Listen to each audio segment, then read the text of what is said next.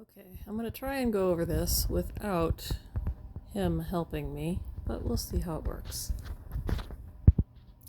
So in class on Wednesday, I started talking about glycolysis, and I said that it starts here with glucose and that you had to add some high-energy phosphates to glucose in order to break it apart.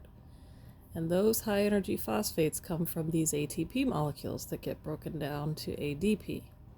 And then the phosphates that were here are now here and here. Then this thing does not want to stay together, so it's very unstable with these high energy phosphates on it.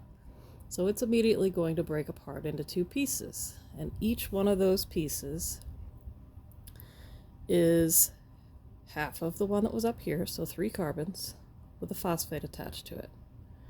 Now these aren't exactly the same thing, but we're going to pretend that they are for the purposes of this explanation.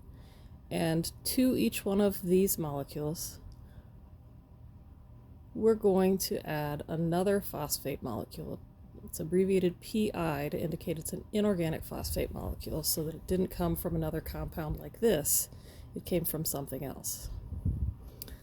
And so we're going to take this 3-carbon compound and we're going to oxidize it. And the electrons and protons that we had from oxidizing it are going to get added to this electron carrier NAD, reducing it to NADH.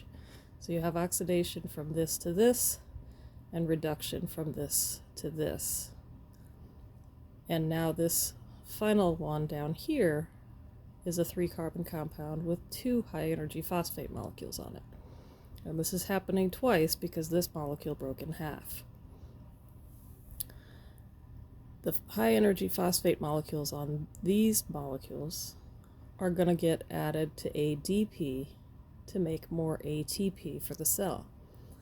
And that happens by dephosphorylating this organic compound here and taking those phosphates and phosphorylating ADP by substrate level phosphorylation. It's substrate level phosphorylation because these 2 compounds here and here are organic.